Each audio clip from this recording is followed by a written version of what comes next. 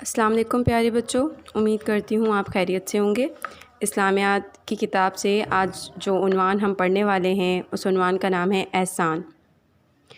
احسان سے متعلق ہم جو بھی پڑھیں گے اور جو ہمیں سمجھ میں آنا چاہیے اس باکس میں موجود ہے کہ ہمیں احسان کے لفظ کے معنی و مفہوم پتہ ہونے چاہیے کہ احسان کسے کہتے ہیں، احسان کی اہمیت معلوم ہو جائے ہمیں کہ احسان کی کیا اہمیت ہے، احسان کے فوائد اور احسان کی صفت کو اپنا کر ہم کس طریقے سے اپنا کردار ادا کر سکتے ہیں معاشرے میں، یہ ہمیں معلوم ہونا چاہیے۔ سب سے پہلے ہم احسان کے معنی و مفہوم کو ڈسکس کرتے ہیں۔ احسان کا لفظ حسن سے نکلا ہے، جس کے معنی ہے اچھائی، خوبی اور بھلائی۔ احسان سے مراد ہے دوسرے کے ساتھ ایسا نیک سلوک کرنا جس سے اس کا دل خوش ہو اور اس کو آرام و سکون ملے۔ یہ احسان کے مطلب ہے، مطلب کوئی بہت پریشانی میں ہے، تکلیف میں ہے اور ہم اس کی پریشانی اور تکلیف کو دور کر سکتے ہیں اپنے چھوٹے سے کام کی وجہ سے یا اپنی بات کی وجہ سے، تو وہ بات کرنا یا وہ کام کرنا وہ احسان شمار ہوگا۔ صحیح ہے؟ جیسے قرآن مجید میں عدل کے ساتھ احسان کا لفظ آیا ہے، ہمیشہ عدل کے ساتھ استعمال ہوا ہے کہ اللہ تم کو انصاف اور لوگوں کے ساتھ احسان کرنے کا اور قرابت والوں کو دینے کا حکم دیتا ہے، یعنی لوگوں کے ساتھ ہم احسان کے ساتھ پیش آئیں، اللہ تعالیٰ اس چیز کا ہمیں حکم دیتا ہے۔ عدل کے معنی برابری کی رعایت رکھنا اور واجب حق کا ادا کرنا ہے، مگر احسان کا مطلب ہے کسی کو واجب حق ادا کرنے سے بڑھ کر دینا۔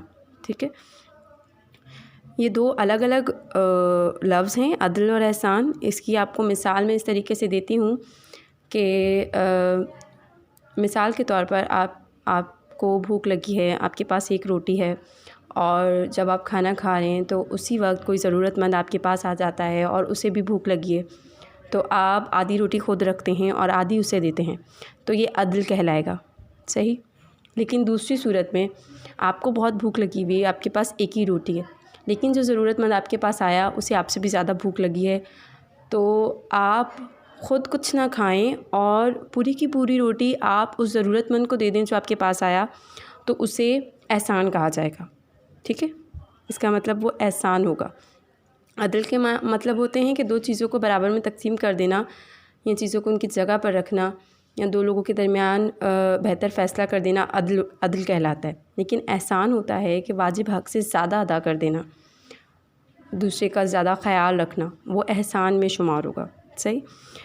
اچھا، اسلام نے ہمیں احسان کے بارے میں بہت اہمیت بتائی ہے اور اس کے بارے میں قرآن پاک کی آیات بھی موجود ہیں احسان سے متعلق۔ سب سے پہلے تو ہم احسان کے بارے میں اس کی اہمیت جانتے ہیں کہ احسان بذات خود ایک ایسی نیکی ہے جس میں رواداری، برداشت، حسن سلوک اور معاف کرنا، یہ تمام نیکیاں جاتی ہیں۔ یعنی احسان ایک نیکی ہے کہ اس میں ہم اچھے سے بات کریں، اچھے طریقے سے دوسرے کے ساتھ، کوئی بہت بری بات کہہ دے تو ہم اسے نظر انداز کر دیں، معاف کر دیں، وہ بھی احسان میں ہی شمار ہوگا۔ اور احسان دراصل صفات الہی میں سے ایک جامع صفت ہے، یعنی اللہ تعالیٰ کی خوبیاں ان میں سے ایک خوبی ہے۔ اللہ تعالیٰ ہم پر ہر لمحے احسان فرماتا ہے، یعنی ہم دن میں کتنی ہی غلطیاں کرتے ہیں، اللہ تعالیٰ کی نافرمانی کرتے ہیں، لیکن اللہ تعالیٰ انہیں نظر انداز کر کے ہمیں معاف کر دیتا ہے۔ اور اسی طرح اللہ تعالیٰ نے ہمیں بھی تاکید کی ہے کہ ہم بھی اس کے بندوں کے ساتھ ایسا ہی سلوک روا رکھیں۔ انہوں نے اس لیے قرآن پاک میں ارشاد فرمایا ہے سورہ البقرہ میں 195 آیت میں، اور احسان کرو، بے شک اللہ احسان کرنے والے کو دوست رکھتا ہے۔ یعنی جس طرح اللہ تعالیٰ ہم پر احسان کرتے تو ہمیں بھی اللہ تعالیٰ کے بندوں پر احسان کرنا چاہیے۔ آگے ہم دیکھتے ہیں اس میں اور کون سی آیات موجود ہیں۔ دوسری جگہ ارشاد فرمایا ہے اور جیسی اللہ تعالیٰ نے تم سے بھلائی کی ویسی تم بھی لوگوں سے بھلائی کرو۔ نبی کریم صلی اللہ علیہ وسلم کی حیات طیبہ میں واقعات ہیں جو احسان سے متعلق ہیں۔ یہ ایک واقعہ لکھا ہوا ہے ایک دیہاتی سے متعلق کہ جس کا کچھ قرض نبی کریم صلی اللہ علیہ وسلم پر تھا، وہ آیا اور اس نے بہت ہی نازیبا الفاظ استعمال کیے، گستاخی کی، اور صحابہ کرام جب یہ سب دیکھ رہے تھے تو انہوں نے ڈانٹا، لیکن نبی کریم صلی اللہ علیہ وسلم نے فرمایا کہ اس کو بولنے کا حق ہے کیونکہ یہ قرض خواہ ہے تو آپ اسے بولنے دیں۔ پھر آپ صلی اللہ علیہ وسلم نے صحابہ کرام رضی اللہ تعالیٰ عنہ کو اس شخص کا قرض ادا کرنے کا فرمان جاری کیا اور اس کے حق سے زائد ادا کرنے کا حکم دیا۔ یعنی یہ احسان اس میں اس طریقے سے شمار ہوگا کہ اگر وہ تو قرض لینے آیا، اس کا قرض تو دینا ہی تھا نبی پاک صلی اللہ علیہ وسلم نے، لیکن اس نے اچھے طریقے سے بات نہیں کی تو نبی پاک صلی اللہ علیہ وسلم نے اس کی بات کو برا نہیں محسوس کیا۔ صحابہ کرام کو یہ بات بری لگی کہ اس انسان کو نبی پاک سے اس طریقے سے بات نہیں کرنی چاہیے تھی، لیکن نبی پاک نے کہا کہ اس کا حق ہے کیونکہ مجھے اس کا قرض ادا کرنا ہے، تو وہ کہہ سکتا ہے اس طریقے سے۔ تو اس طرح انہوں نے اس کی اس بات کو نظر انداز کر کے اس کا جو قرض تھا وہ ادا کر دیا، بجائے لڑائی کرنے کے یا غصہ کرنے کے یا یہ کہنے کے کہ ہاں مجھے قرض تو دینا ہے لیکن آپ صحیح طریقے سے بات کریں۔ ایسا انہوں نے کچھ بھی نہیں کہا۔ تو ان معاملات میں ہمیں بھی دیکھنا چاہیے کہ اگر کوئی برے طریقے سے بات کر رہا ہے تو ہمیں نظر انداز کر دینا چاہیے۔ حضرت صلی اللہ علیہ وسلم کی ساری زندگی لوگوں پر احسان کرتے گزری، فتح کے موقع پر جانی دشمنوں اور خون کے پیاسوں تک کو معاف فرما کر ان پر احسان کیا اور فرمایا میں نے تم سب کو معاف کر دیا۔ ایک موقع پر آپ صلی اللہ علیہ وسلم نے ارشاد فرمایا اس شخص پر احسان کر جس نے تیرے ساتھ برائی کی، یعنی جس نے اچھائی کی اس کے ساتھ تو دل سے سب کرتے ہیں احسان کہ ہاں اس نے میرے ساتھ اچھا کیا۔ احسان تو وہ ہے کہ کوئی آپ کے ساتھ غلط رویہ کرے اور پھر بھی آپ اس کے ساتھ اچھائی کریں۔ ام المومنین حضرت عائشہ رضی اللہ تعالیٰ عنہ فرماتی ہیں آپ صلی اللہ علیہ وسلم نے کبھی کسی سے ذاتی انتقام نہیں لیا اور ہمیشہ انہیں معاف فرمایا۔ ذاتی انتقام سے مطلب ہے کہ اپنے لیے، اپنی وجہ سے کوئی انہیں کچھ کہے تو انہوں نے اپنے لیے کبھی کوئی ذاتی انتقام نہیں لیا۔ تو ہمیں ان چیزوں کو یاد رکھنا چاہیے۔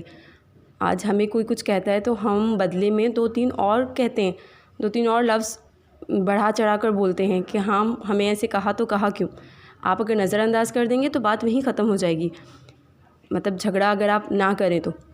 ایسے ایک حدیث بھی ہے کہ پیارے نبی پاک صلی اللہ علیہ وسلم نے فرمایا میں اس شخص کو جنت میں گھر دلوانے کی ضمانت دیتا ہوں جو حق پر ہوتے ہوئے جھگڑا چھوڑ دے، یعنی وہ حق پر ہو پھر بھی وہ جھگڑا چھوڑ دے تو میں اسے جنت میں گھر دلوانے کی ضمانت دیتا ہوں۔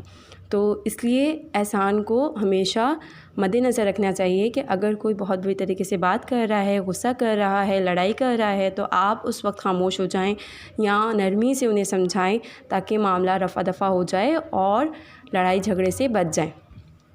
احسان کرنے کے فوائد میں یہ سب باتیں آتی ہیں جو ہم پہلے ڈسکس کر چکے ہیں کہ احسان کرنے سے دوسرے لوگ خوش ہوتے ہیں، آپس میں محبت کا ذریعہ بنتا ہے، شخص احسان کرنے والے کے ساتھ پیار اور خلوص کا گرویدہ بن جاتا ہے، یعنی اگر آپ دوسروں سے احسان کریں گے تو لوگ آپ سے محبت کریں گے، ہمیشہ آپ کو پسند کریں گے۔